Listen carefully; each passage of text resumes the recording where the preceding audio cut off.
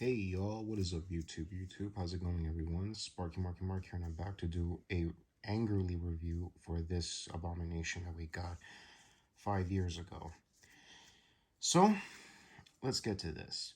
So, if you guys remember what occurred in 2016 when we got the trailer in January of 2016, you all know this got a lot of dislikes, making this the most disliked trailer for this movie. And it caused controversy because we were expecting a continuation. But over the last many years, of course, we were supposed to get this, but nothing happened. And then we got a video game, which is like a canon, like a third film. The video game, which I'm about to show in a later video, in a bit video in a moment, but not right now.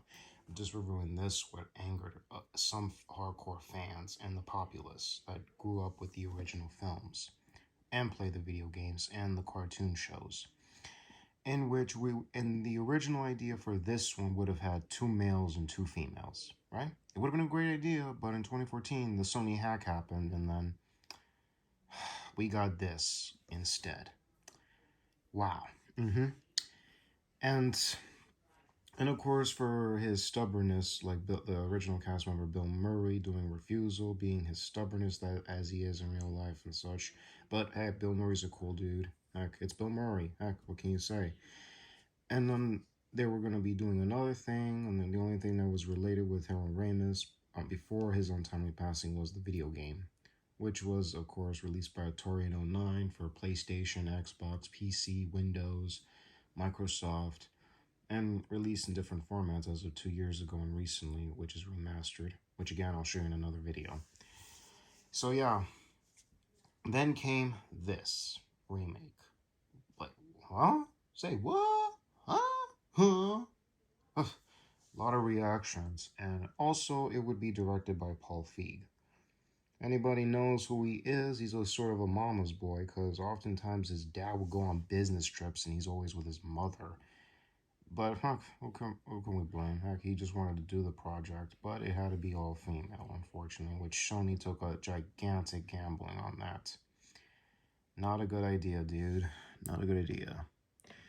So, I went ahead and did it, and they started like picking the frequent actresses for the roles that Paul Feig worked with Melissa McCarthy in Bridesmaids and Heat, and Kristen Wiig, who he worked in the 2006 film Unaccompanied Minors, which I like. Unaccompanied Minors. That's a good holiday film.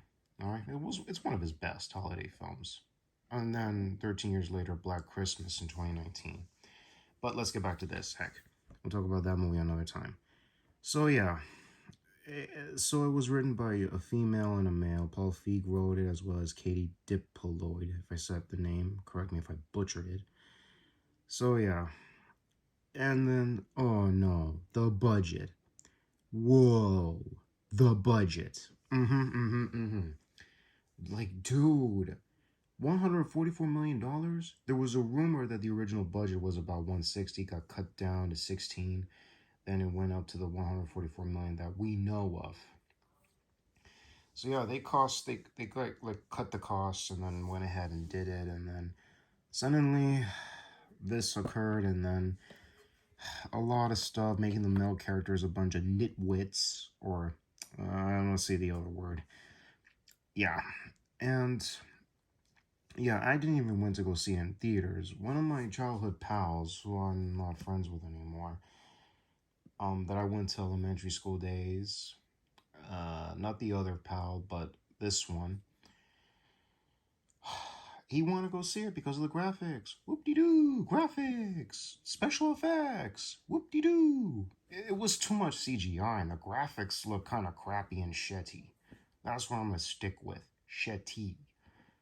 And I didn't want to go see it because I would waste my money for nada, as in for nothing. And it got way crazier, and then the villain would have been played by Sacha Baron Cohen. He's a great comedic actor. He does a great voice for any character that he's asked to portray. Okay, cool. Not bad.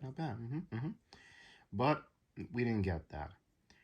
And then And of course, the trailer being disliked because of the graphics, but mainly it has to be one familiar thing: the opening of the trailer. Mm hmm. Yeah, they don't even tell us what happened to the original team. No, this is a new reboot franchise. Mm mm. And thank goodness I didn't want to go see that film. But my other two buddies went to go see it, and they wasted for their cash for nada. Really?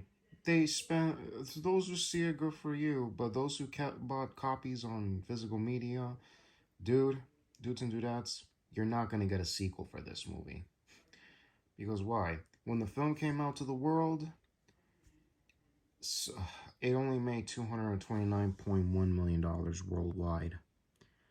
That's not including China, since apparently Chinese have their government laws about portraying ghosts on films.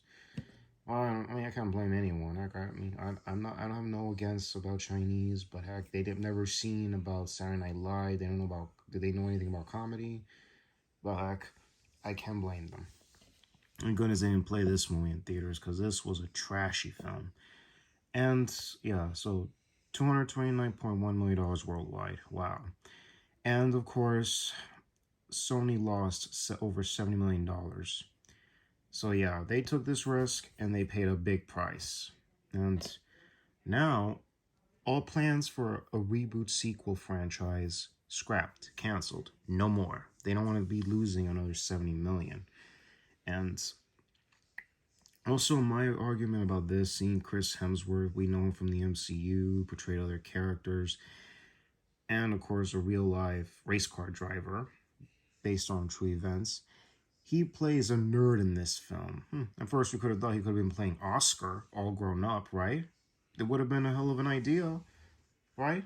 No, we didn't get that. He's playing a dork in this. Did Louis Tully and Janine Melnitz had a son?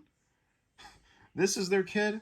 Wow! No way. His last name isn't Tully or Melnitz. And another thing, that Sony strong armed the original cast of the first two movies to appear in cameo roles, with the exceptions of Harold Ramis, who sadly passed in 2014. God rest his soul. The OG Egon Spangler.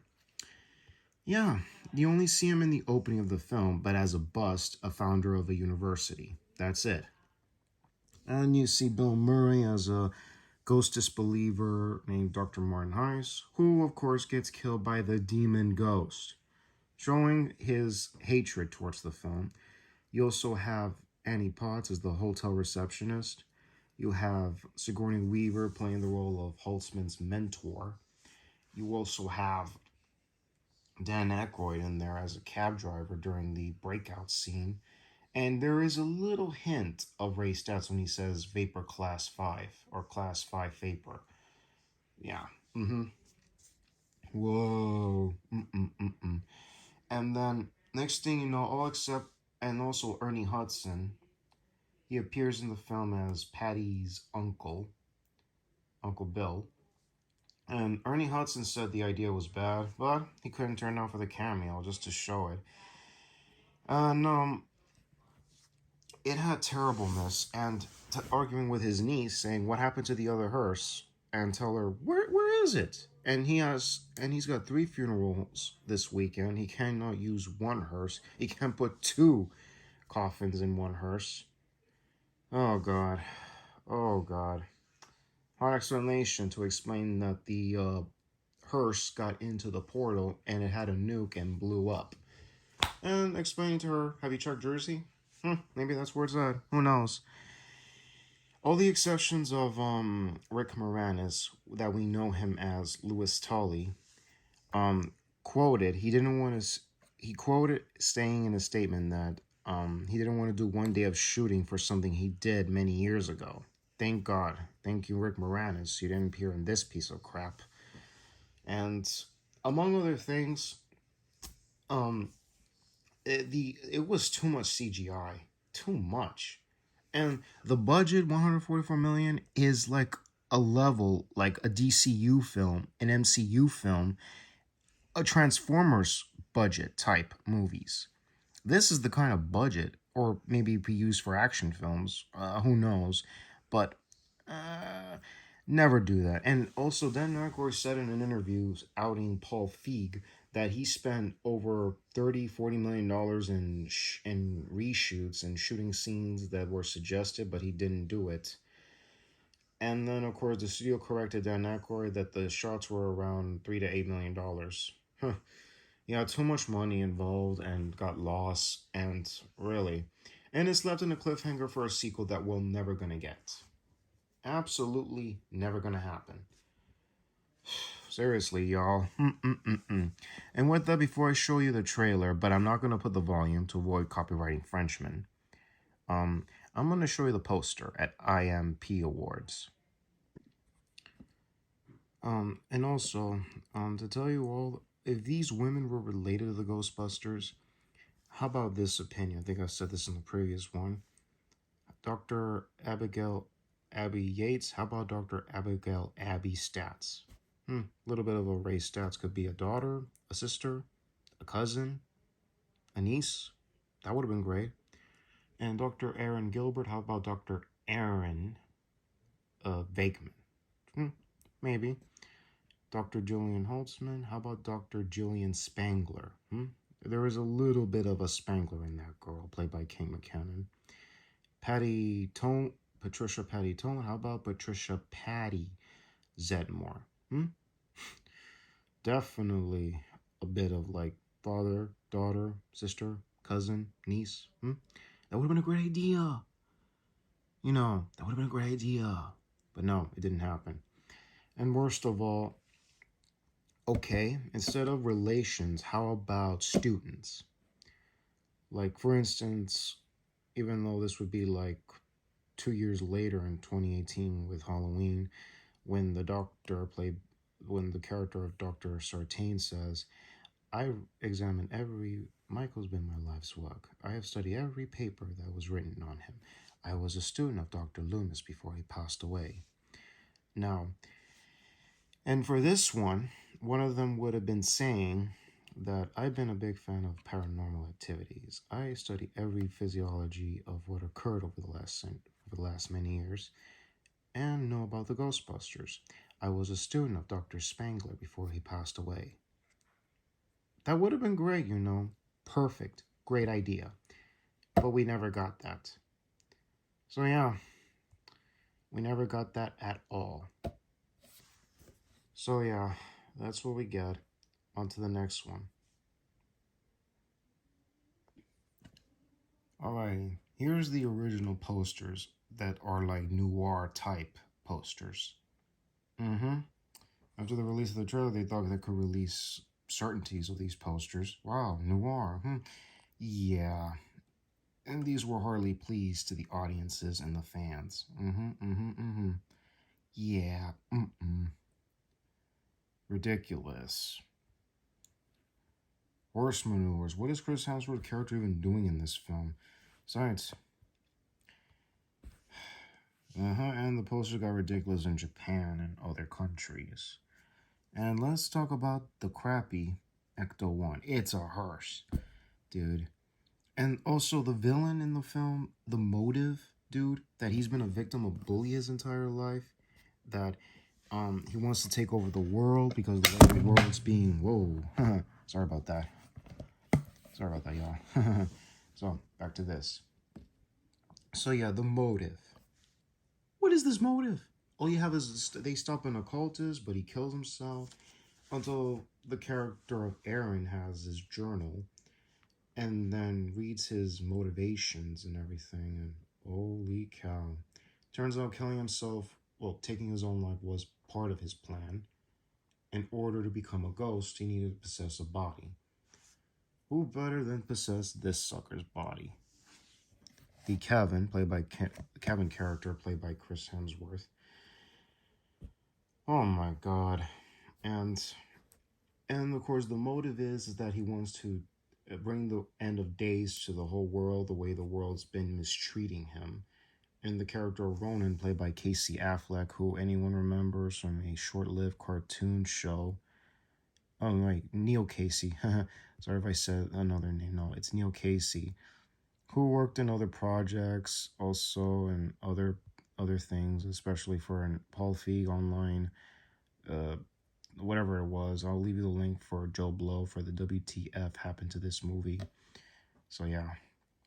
So the motive is that he's doing this to take over the world for the way the world mistreated him. Seriously?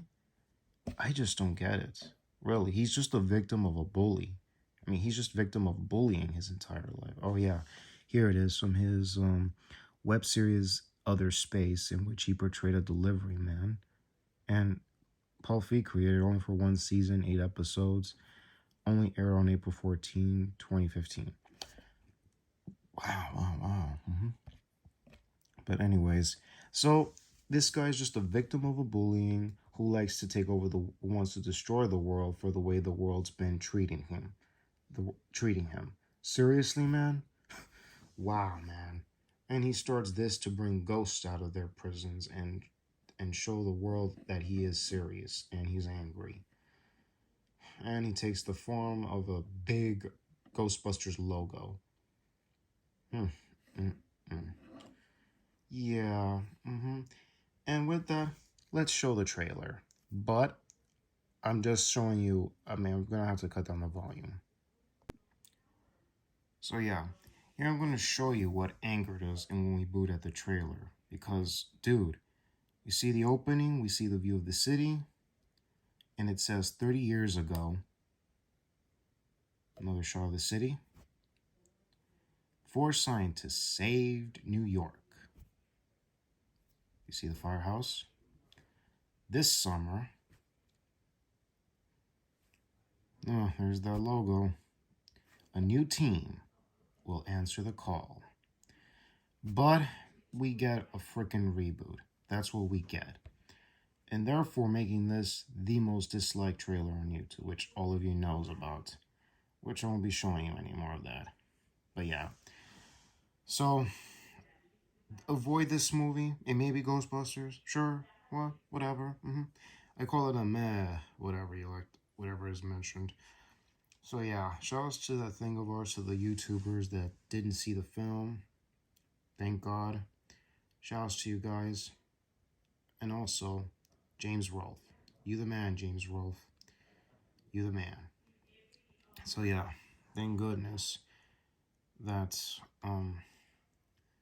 well, that's never gonna get a sequel. Not risking of losing another 100. I mean, another $70 million. Whoa. I didn't know about merchandising back then. I hope this new one that we're about to get is gonna have merchandising, at least. So yeah, I'll leave you a link in the description box for James Rolfe. Also, Joe Blow for the WTF happened to this movie. So yeah, bad movie, less comedy. It doesn't have humor. Avoid this movie. This is Sparky Mark. This is Sparky Marky Mark signing off. Y'all take care. God bless you. Catch you on the next vid. Bye bye. Oh, one more word. This film doesn't belong in your collection. It belongs in a trash can.